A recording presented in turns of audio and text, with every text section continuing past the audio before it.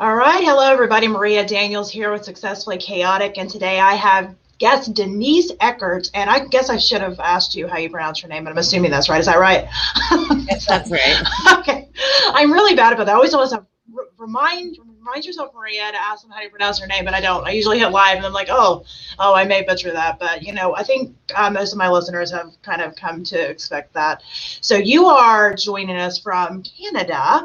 We were kind of chatting a little bit before we went live, just about, where you're at. You all are still in a lockdown situation, which is, frustrating, I'm sure, for a lot of people.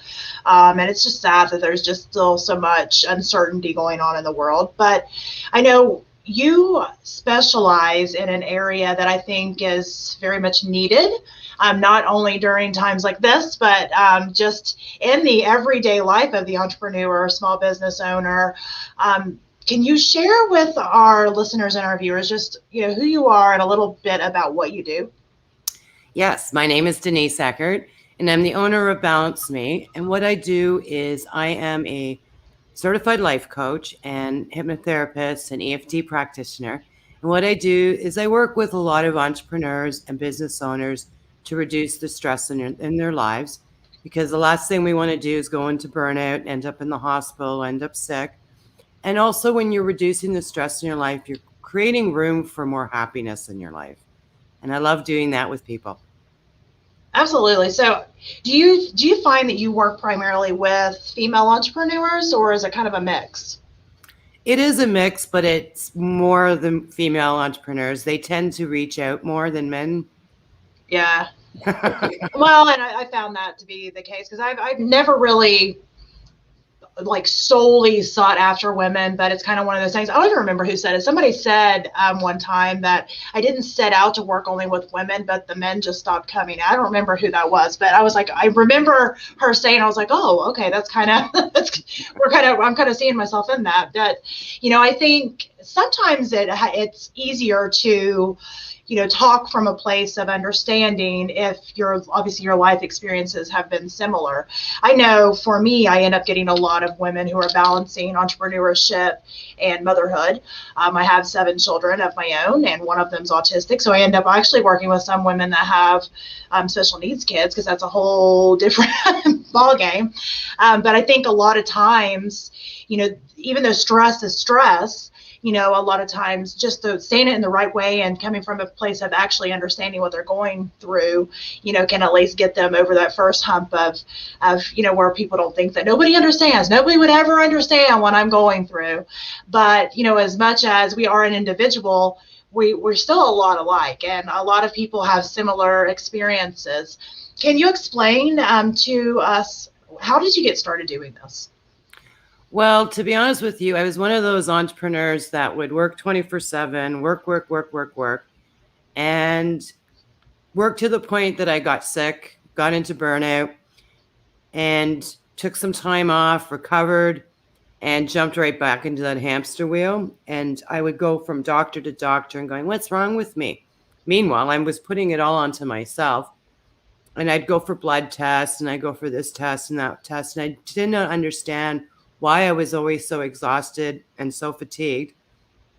And then I did a bunch of other career moves. And for some reason, I jumped into this when I became a coach, because it is something that we tend to do. And I know growing up, being really busy and being too busy that you can't go see your family, or you're missing things because you're too busy, was a great indicator of success. And that really bothers me, because that's what I was raised with. And my mission is to change that mentality, because that is so wrong. If you don't give your body and your mind that break, you jump right back into that hamster wheel, and you're not focused, and you're not productive, and you're stretching. Well, it's like burning the candle at all 3 ends and you only have 2, right?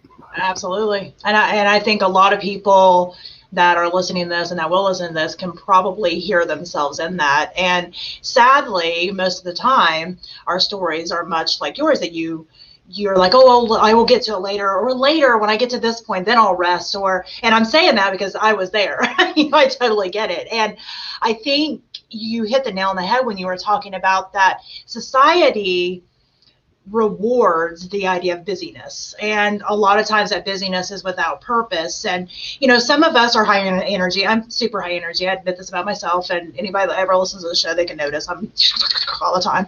But, there is something to be said for, if you are not being very purposeful about how you're spending your time, you're not being very purposeful about resting. That was my big thing. I still have to do that. I have to schedule in my rest, because if not, I will always be able to find something to fill my time, because I'm on the go. I'm busy all the time. And I think it's very important for us to be conscientious about the way that maybe our natural flow is. My natural flow is high energy. My natural flow is to kind of be into everything all the time. I love that. And there's benefits to that, but there's also lots of negatives to that. Did you find that you were a person that is more high energy and that liked to be into things, and it was a little bit of a harder jump for you to really schedule in your rest? Or did you find that it was easier for you to be able to start to schedule in those times of rest? Well, for me, I think my problem was I would tackle on too much at one time. And this is a silly example, but I remember I bought a place, and I went out and I bought fabric for my curtains. And you know what? I sat there the whole day and made my curtains. I did not want to do it the next day. And that is in my work as well. If I'm working on a project, I don't want to get up and do it, start it again. I want to finish it right now and then. And the problem was that I wasn't chunking my projects down to bite-sized pieces. And that's what I learned with the coaching, is that if you chunk things down, take projects, and then take the break and give yourself a rest, and then take on the next project. And that was my issue when I was really burning the candle at both ends.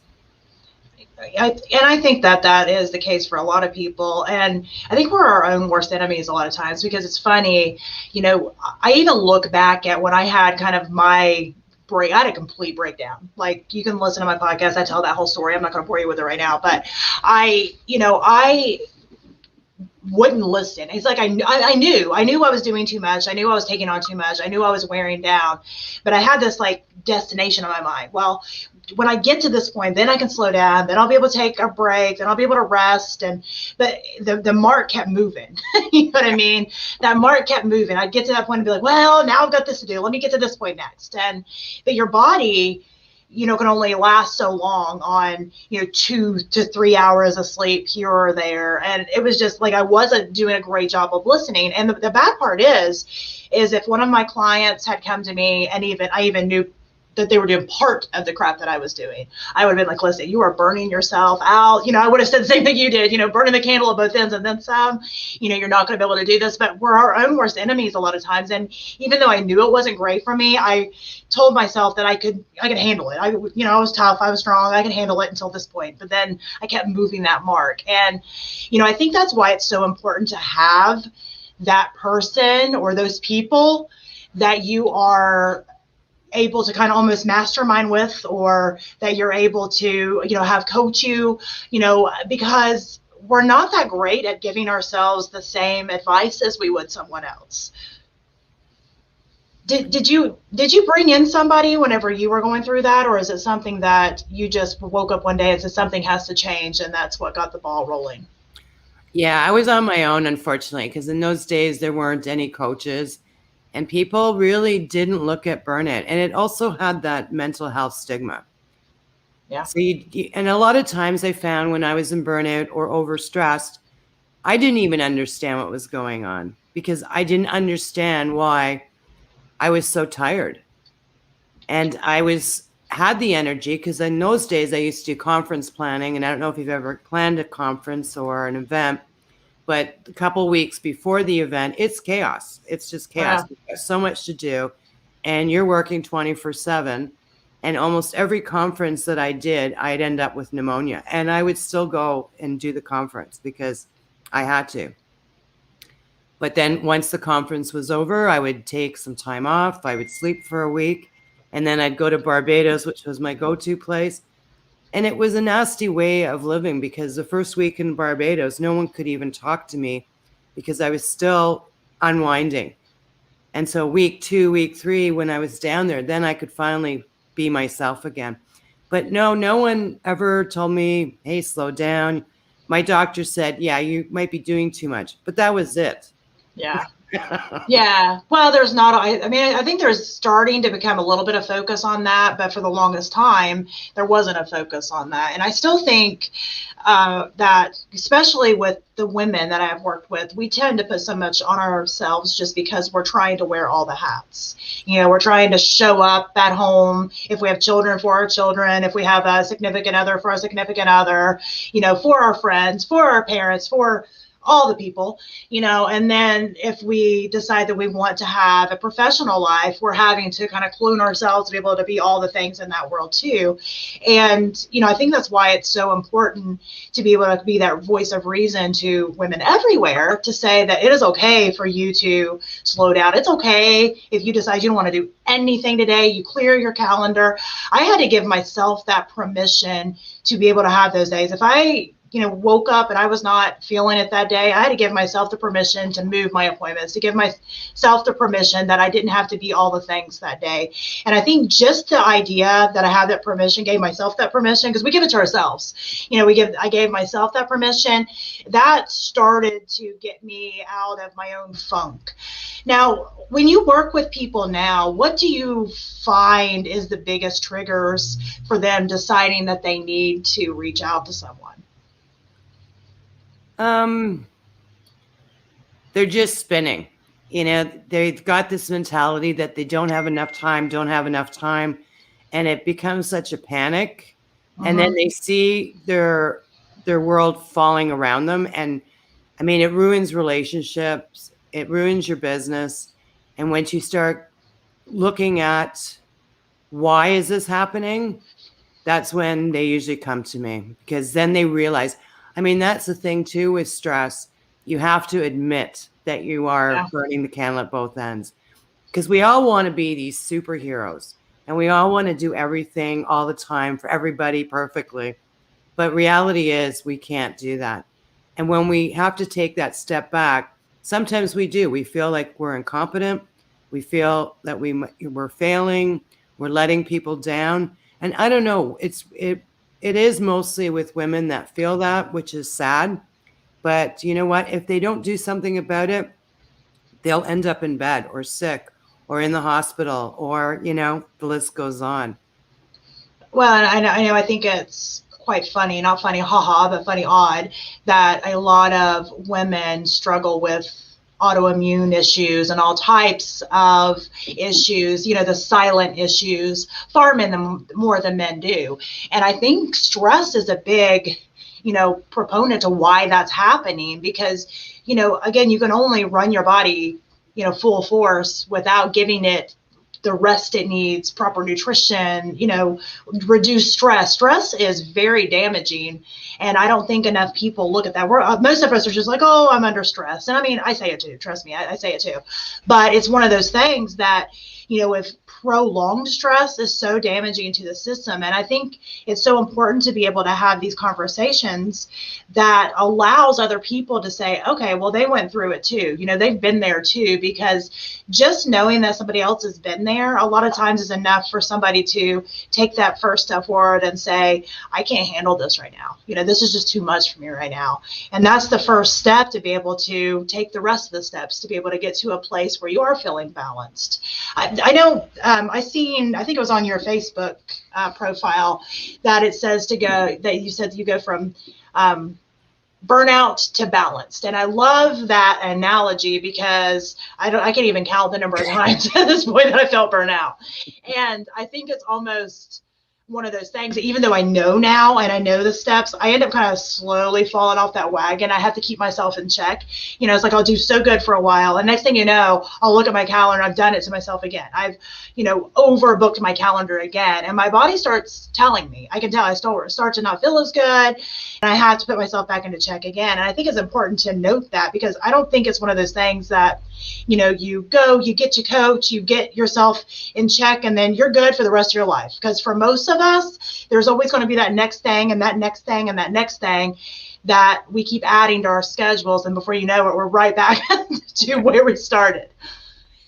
Well, that's exactly it. And that's what I work with my clients is creating that awareness. Yeah. And your body and your mind are telling you, okay, that's enough, that's enough. But we ignore it. And it's creating that awareness and having the confidence to ignore it. Like, not to ignore it, but to listen to it and to do something about it. And there's a lot of people, like past clients that I talk to, and they're the same as you. I recognize the symptoms. I recognize that I'm going into, I'm stress is, working in stress is good. I love working in stress, but you can't stay there. You know, it is exciting, and it is, you got your adrenaline going. Oh, yeah. You can't stay there. And when your body starts telling you, okay, that's enough, take that time. And that's where we all have problems. And I know I do it myself. You know, I'll overwork myself on a project, but then I'll take that time out. And the thing is, taking the time out guilt-free is another one. Yeah. We have a hard time doing that. Absolutely. Oh, yeah, because there's this like ongoing to-do list that seems like it just keeps growing. And if we take one moment, it's just going to all implode. You know, that was my thought before I had my complete breakdown where I didn't care if it imploded at that point. Before that, I kept thinking, I can't stop. Because if I stop, it's everything that I've worked for to this point is just going to fall apart. I literally had that in my head that I literally couldn't stop. I had to work, 20 to 21 hours a day, because if I stopped, that was just going to be it. That would just be it. Everything I'd worked for years at that point was just going to all fall to pieces. But the thing is when I hit my complete burnout and I had to stop, there wasn't even a choice. There wasn't, a cognitive decision to stop. There was no choice. I couldn't do anything. It didn't implode. You know what I mean? It didn't fall apart. It didn't implode. All these, horror stories that I told myself in my mind that was going to happen, none of them did. And I think for me, especially, and I'm sure there's a lot of other people that are the same way, I am definitely the learn the hard way type of person.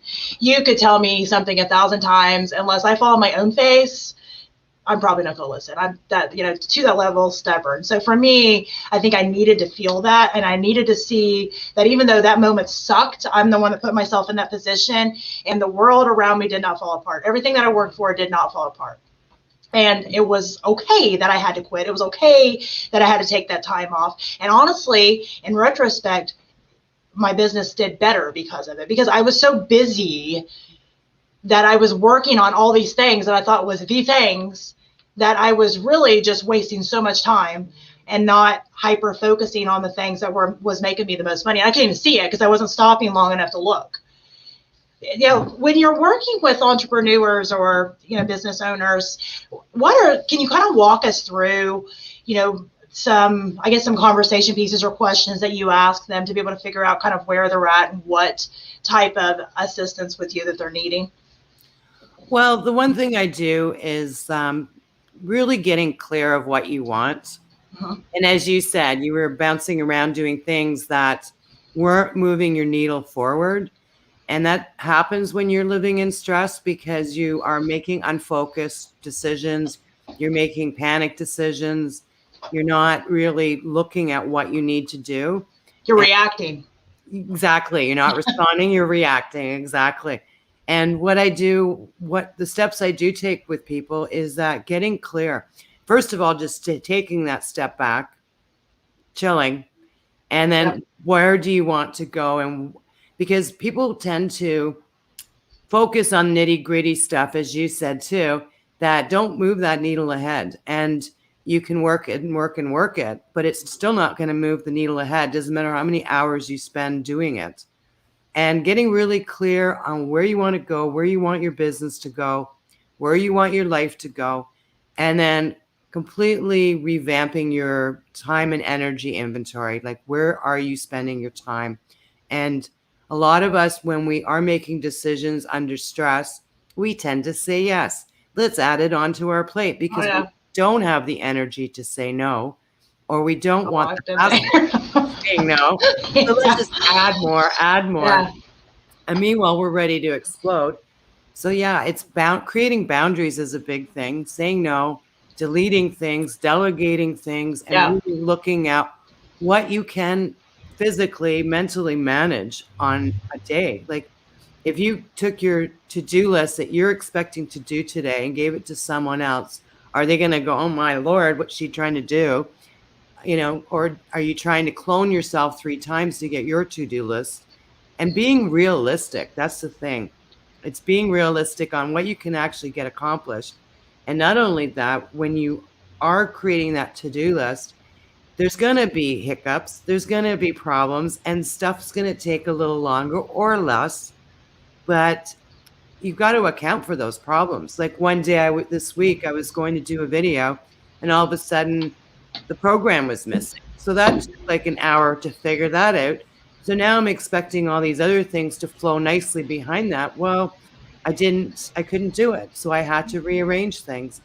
And learning that flexibility. And a lot of times when we are in stress, we're really hard on ourselves too. Oh yeah, And absolutely.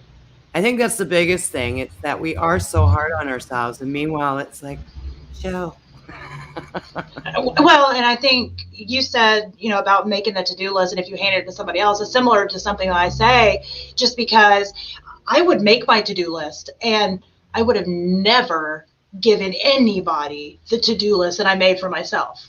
However, I expected myself to be able to do it, added to having a family, added to the fact that, I have a special needs son. So I never knew, what he would need that day. Cause it's almost, it would be like waking up with a different child every day sometimes, just depending on where he was at that day. And I knew that, but yet when I made that list, I did not put that flexibility into my list. And when I couldn't get something done, I would beat myself up, which just made me less productive, because then I'm sitting there thinking about all the things I didn't do. And even if I had a moment to do something, all I'm doing is using that time to beat myself up about what I didn't do.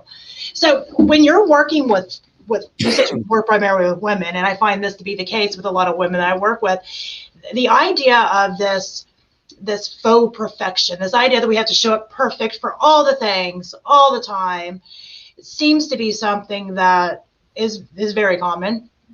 And I think, in my opinion, it seems to be what a lot of our to-do list gets added from, because we feel like we have to show up perfectly all the places all the time.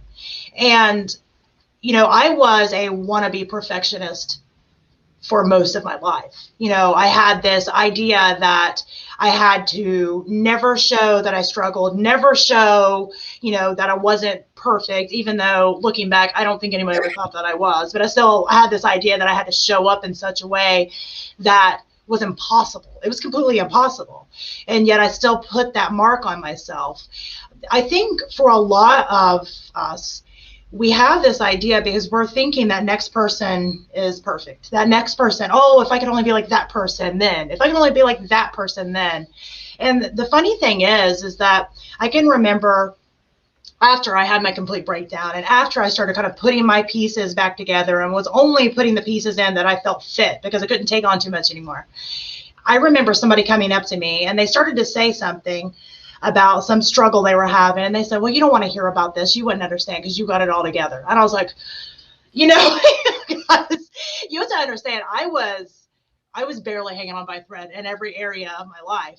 And to have somebody say that to me, it kind of floored me, honestly. And then, but at the same time, it lit a light bulb on my head.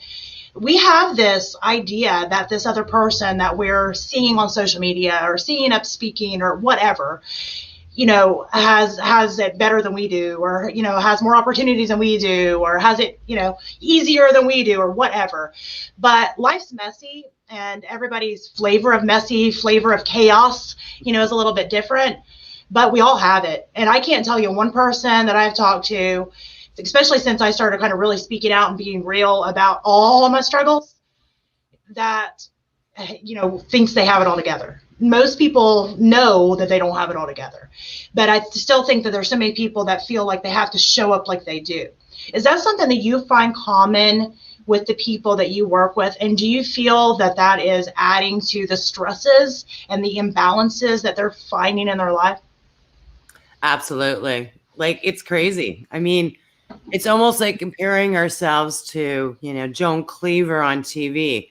And I don't know why women do, but we do it, and we compare ourselves, and we but we're seeing the best of the other person. And we want to be that 24/7, but we're seeing the best of that other person. And some of the books I've read in doing my coaching, it's hilarious, of the insecurities of stars that we look up to, or, like Gabby Bernstein. I've worked with her. She's very down to earth. When I go out in my conferences, I'm freaking it, I'm doing this, but she puts it out there. A lot of us don't put it out there. And then we tend to look not real. No, I get it. Well, the thing is people want real. People vibe with real. And how do you know who you're really going to connect with if you're not really putting your real self out there?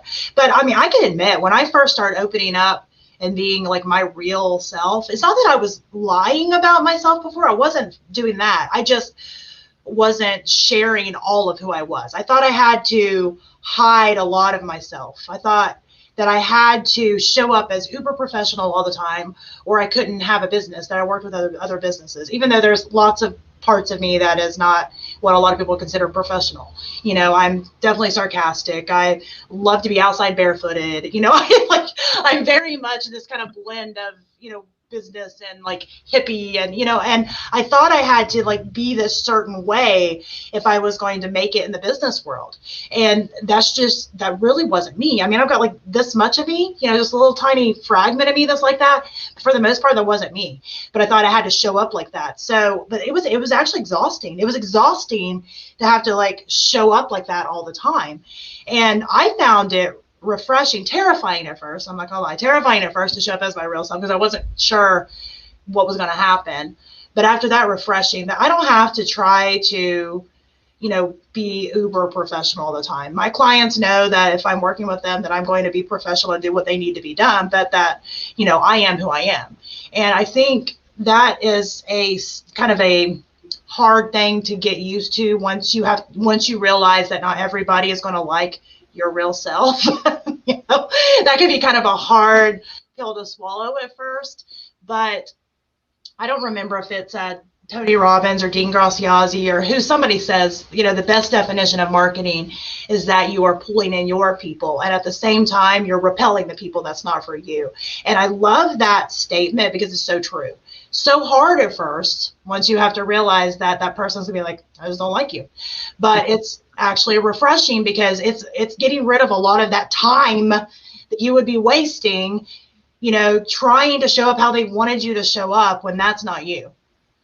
When you're working with your people, is there a certain way that you kind of help walk them through all these things that we were talking about, to be able to show up as their real self, to be able to, make their to-do list realistic? Is this something that you have a program that you work them through, or is it very much crafted to what, their personality is and what they need? Well, it's definitely crafted to their personality and what they need, because everybody's different and everybody has a little niche of this issue, and the thing is like, I don't know why we try to be who we're not, because that doesn't go very far. No. Here's the fake Denise and here's the fake Maria. Yeah, I know. Don't trust me. We look great. Yeah. Yeah. But the thing is, it's our lives and we've got to live our lives the way we want to.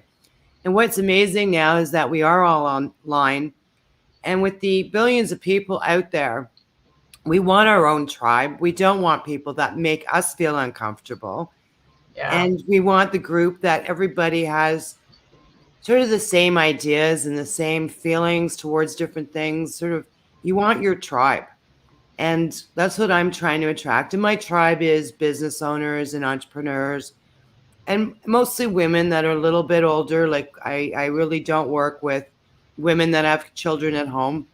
It's more creating that blended life for ourselves where we are doing fun things and our work. And yeah, we spend a lot of time sort of cloning people that we don't really even know. Yeah, this glossed over, curated version. I get it. I've been there. And I don't even know how it starts. Like, honestly, I thought about this one day. I don't remember what I was reading. I was reading some article somewhere or a post or something. And I remember thinking, where did this start? Like, where did it start where the first person says, you know what? I need to be like that. You know what I mean? I need to be like that. Because if I really take a step back and I think about it, I don't want to be like anybody. Not really. I don't. But, I can remember like knowing what I wanted in my life, or what I thought I wanted in my life, I guess I should say at first, and thinking, well, they look like they have it. So if I do the same things they're doing, then I'll be able to do that too. And that's the only place, at least for myself, that I could think of that it came from, is that, we decide what we think we want in our life, at least at that moment. And then we look over here and this person seems like, they've got that. I was like, oh, they've got that. They must know something that I don't. They've got like the magic potion, the magic, right? And so you start like e-stalking them just to see what they're doing. Oh, well, if I do this and I do this, like make your list of all the things that you need to do to be able to reach that. But the bad part is, or at least this was my case, is I was checking all those boxes. I was doing all those things, but I wasn't getting this outcome that it looked like they had, and I couldn't figure that out. And it took me forever until I figured out, well, that's because they're only showing the good parts. Yeah. They're only showing the times where that worked. They're not showing you the times where they sat at home crying with their glass of wine, but they just quit everything. And that's literally what was going on with me at that moment. I was like, I'm done. I quit everything, because it's overwhelming to try to be perfect. And the thing is there's no such thing as perfect. No. And it seems so silly now, that I even thought that. But we all kind of, or I guess most of the people I've worked with have gone through that mindset issue at least one time in their life. And I think that's why it's so important for, women and men, to be able to talk about these things openly, so people know that there's no such thing as perfection. There's no such thing as having it all together. It just doesn't exist. But that doesn't mean that you can't create a great life for yourself. But the start of that is admitting that, you're not perfect, and admitting that maybe you need someone to speak with and somebody to talk to. Yeah. And I think that's where coaches like you come in, because I like the way that you show up as real, which I like real. I do. I love real. So, I like it when people know who they are and aren't afraid to say it. And most people that I talk to, they also like real. I've never had to talk to anybody where they're like, no, I don't want real. I want some glossy version of perfection. That's what I want. So it's funny that, again, we all think that, we have to show up like that at some time or another. Can you share with everyone maybe where, first of all, where would they find you if they wanted to speak with you? And do you have some type of consultation? Like, how do you get, how would somebody start to figure out if you were the right person for them to work with? Because it is very much about, who connects with who on both sides. Well, I'm really big on LinkedIn, which is my platform, because yes, I am working with entrepreneurs. And so you can look me up, Denise Eckert, or Balance Me on LinkedIn. I do have a group on Facebook where I do provide support for stress and overwhelm. And actually right now I am in the process of launching a mini course, and it's Bust That Stress. And what that does is, if you are those people out there that feel you've got too much on your plate, not enough time to do things, what this course does is whittles things down into bite-sized pieces that you can handle. And I am on Instagram, but it's not sort of my jive.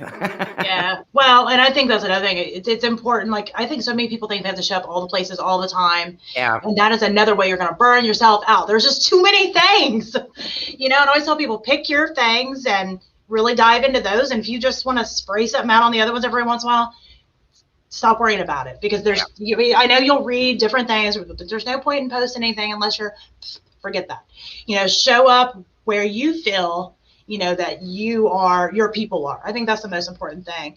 And I love the idea of having that course put in bite-sized pieces. And I think that is key, because again, if you're coming from a place of stress and overwhelm, you don't need more stress and overwhelm, right? Exactly. And that's the thing. Like we just put, and when we do put a lot on our plates, we put it all on them once. Yeah. And, you know, if we break things up into bite-sized pieces, we do a chunk or we delegate a chunk and then we reward ourselves after that chunk is done. It makes our lives just so much more manageable. Absolutely. No, absolutely. And I love that you said reward, because I think that is something that a lot of people don't do. And it Yeah. was something that somebody mentioned to me one time. It was a coach that I was working with. She said, you need to start giving yourself a reward. And I was like, what do you mean? Like, what kind of reward? She was like, I don't know. She, what do you like? And I made a joke that I just time away from the kids. That's what I like. I mean, I love my kids with all my heart, but even just to be able to tuck away just without them and not be mom, not be wife, not be business owner for a hot minute. That was my idea. So she said, well, do it. She said, you know, if you give yourself a goal, you reach that goal. She said, even if you have to hide in your office and lock the doors, and she said, and turn on Netflix and sit in there. And I said, I've done that. I've made that my goal, that I just find little places to hide and give myself 30 minutes or an hour even. There's been sometimes I've given myself like an entire day, which has been magical, but even 30 minutes and an hour makes a big difference on just kind of resetting you and rebooting you. And I love that idea of rewarding yourself. And your reward might look different. You know, everybody's reward might look a little different. But for me, it's just that idea of having that time where I could just be just me, nobody else, just me. You know, and I think that's an important aspect of really being able to be successful with anything, really, honestly. Yeah. And that's the thing too. I mean, so for you, it might be alone time, and other people might want time with their kids as a reward. You know, let's go out and play in the sand, or let's go do this, or let's go for a bike ride. It looks different from everybody, but put something into place. Give yourself some type of reward. And I love it now because the way I work, I do my chunk, I do something fun, I do my chunk. And when I do this, you know, when I go back to work, I feel refreshed and I'm ready to jump into something else. I'm not Absolutely. sitting there going, oh, I got to do this or I got to do that. And I'm tired and I'm burnt out. And then you start making mistakes and you're unproductive. It doesn't push the needle forward for you. No, not at all. I think that's what's so important just about rest in general is when I started scheduling in rest time, my productivity went through the roof. Yeah. You know, when I started making myself get in bed at a particular time, even if I wasn't done, which was super freaking hard, I'm not gonna lie, because I like to have it done before I go to bed. Even if I wasn't done, it turned that time to go to bed, I was in bed. That's hard, but I started being able to be more productive, you know, so, which is funny because I was working less hours and being more productive. That goes to show you it's not necessarily the hours you're putting in. Productivity is the productivity, not the hours. So I love that. So how would people find out about your course? I know you said you're on LinkedIn. Is there information on LinkedIn there for them to be able to find out more about that? Yes, I actually have a link. Is there some place where I can put the link?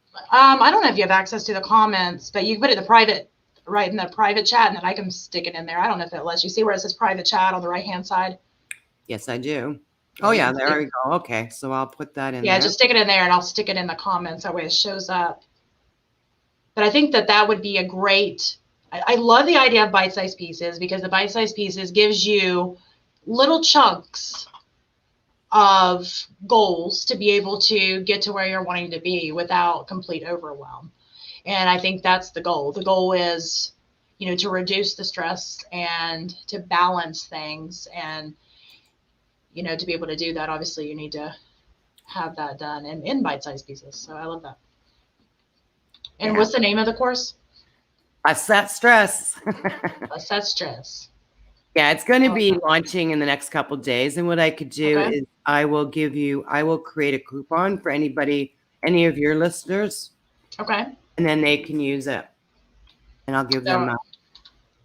That would be great. And I'll tag you in this post after we get off here too. And that way, if you want to put that just in the comments under that, you can do that.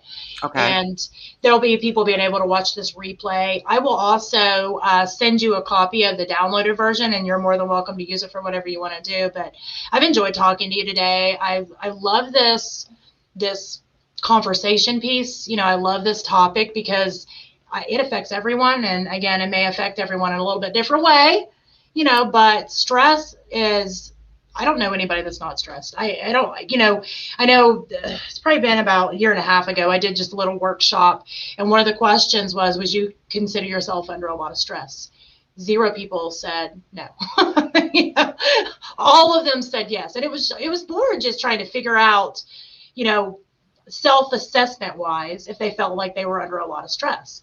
And, everybody that I've spoke with ever feels like they're under a lot of stress. And I mean, it's a chronic problem. And most of the time it's something that we're doing to ourselves, a lot of it at least, even if we live a very chaotic life, we definitely don't make it easier on ourselves. I mean, my life's chaotic. It always will be. Back to having 7 kids, back to businesses, all those things.